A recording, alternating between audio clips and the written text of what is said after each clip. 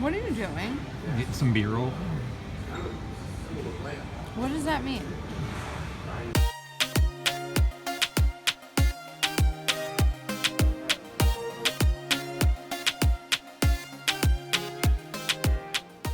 Well, welcome back, guys, and it's as promised. It's time for the Chicago to St. Louis portion of the Great Loop, but it's not good. They're in flood stage. That's right. The Illinois and the Mississippi River are both well over crest stages right now.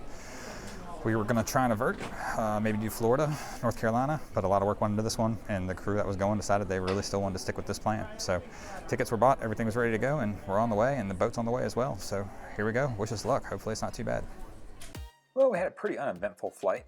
Nice simple landing in Chicago, guys. We did come across our first decision, which was we had to get downtown, and we weren't sure if we were going to rent a car or take a cab or what, but we decided to take the train.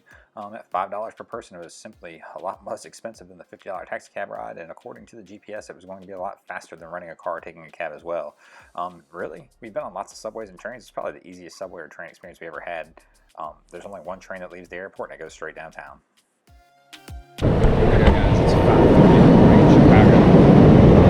We're ready to get started with this great loop thing. It's 43 freaking degrees. And of course we got a 2-mile run to the lake to start, so hopefully the lake's not angry, or it's gonna be a cold, wet morning, guys. But let's get this day started. Well, we took a quick Uber ride down to Burnham Marina, right across from Soldier Field down there in Chicago, which is where we already had the boat launched into the water. We also had a guest boat that was joining us, another friend that we knew that was decided he wanted to make the same run with us, so he's meeting us and launching right there as well. We're just heading down to the boat now. As you can tell, it is freaking cold. It is 44 degrees, but we're getting ready to get this started anyway. Inside, what Gallagher's leave?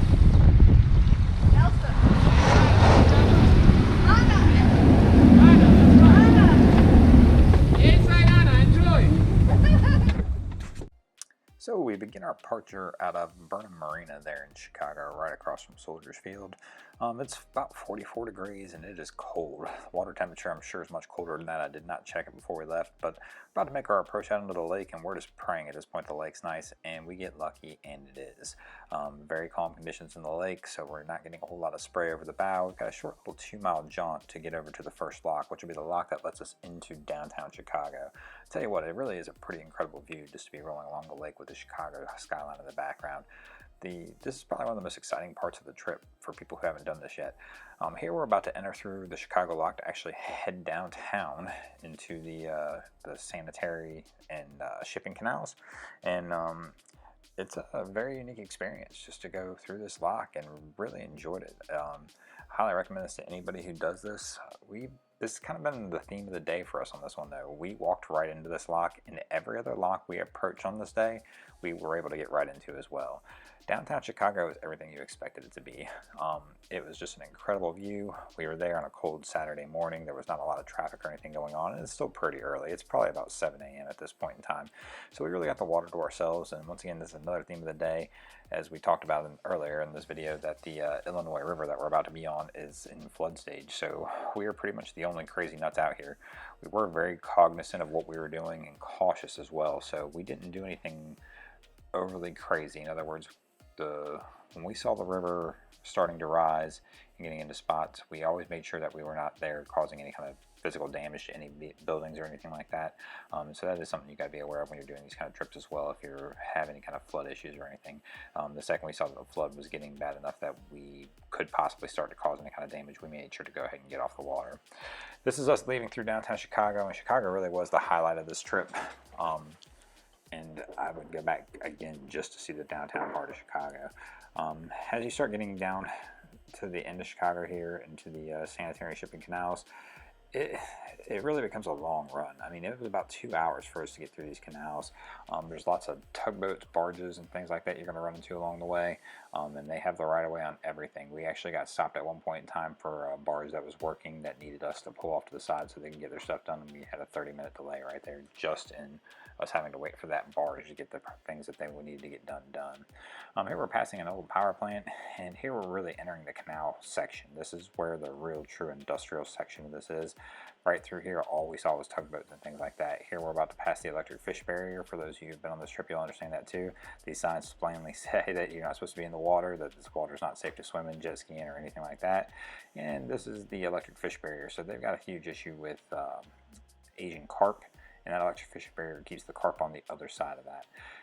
We start rolling through here, and this is where you start seeing all the barges. As you can tell, we're navigating through these guys here, and we're heading toward our first lock, which is Lockport, which will get us really onto the main part of the river. We'll finally get out of this no-wake zone that we've been in for 3 hours, basically, at this point in time. So it really is a long, slow slug, guys. So if you do plan this trip, make sure to plan plenty of time to get through these parts. The little channels there, but it depends. We'll see what he tells us.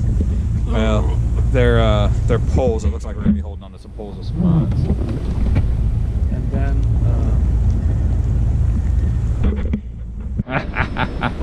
yeah, don't grab onto here. Not a good idea. Windex of fuel. Yeah.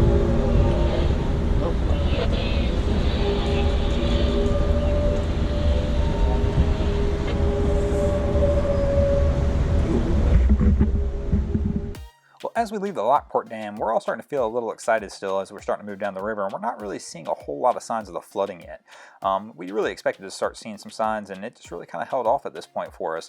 We did get to go through downtown Juliet, which was very nice as well, and we're really starting to open it up here a little bit also, so we really started to make up some of that ground we were losing when we were back in the Chicago sanitary and shipping canal, where we had to do the idle speeds for about 3 hours. Right here, we're going under one of these nice bridges. We see a lot of these along this river. It's not something we see down south a lot. We see a lot of the turnstile versus those lift ones. We made it to the Brandon Lock pretty uneventful, and we're getting ready to start going through it. We actually do expect at this point in time that we would see some flooding. We still had not seen any, but we do expect once we get down below this lock that we would start to see it, so we'll see what happens. The vertical drop between Chicago and Michigan Lake is about 300 feet down to Starved Rock, then it flattens out. We enter the Brandon Lock, and we do talk to the lockmaster for a little bit there, and he is kind enough to kind of give us some warnings that the river beyond here will start to get a little rougher. He does also mention that we probably need to call ahead to a few of the locks because he wasn't sure which all ones were still going to be running. So we start worrying about that one a little bit more, and we actually call our follow driver who we had chasing with us and tell him that we're probably not going to make it to Peoria from the sounds of it now. He needs to start coming back towards Starved Rock. The next lock that we'll wind up hitting will be Dresden Lock, and we're hoping just to get through that one. This is Dresden, right? Yes, sir. And we'll have to put the live vest on, right? As we leave the Dresden Lock, we really do start to see our first signs of flooding. You guys will see in these next few video clips as we go through here that the water's well up into the tree line. Luckily, there's no buildings or nothing around here, so there's nothing that's got any kind of water damage or anything we're seeing at this point. But we do start to get nervous and know that this is probably one of our last sections and that we're going to come up really short of our final destination of St. Louis. Peoria was our destination for the day, but we're starting to feel pretty certain that's not going to happen even either. We continue to go on. The next lock will be the Marcellus Lock, and we're actually really starting to get concerned if we're even going to get through that one. But we head on anyway. Man, I see more than this, the smaller stuff now, but Chris Duman swimming.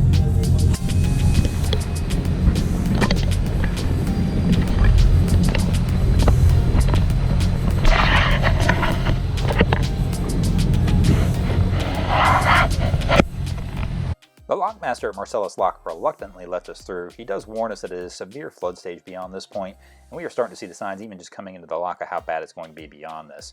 We do get through the lock, everything looks okay for the first part, but once we get back out into the main river, all the channel markers are covered, and it is very rough to begin with.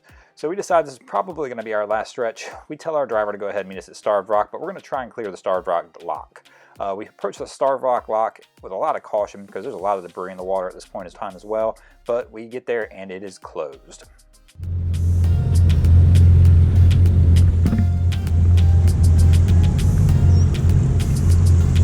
they're not responding when there's even anybody here.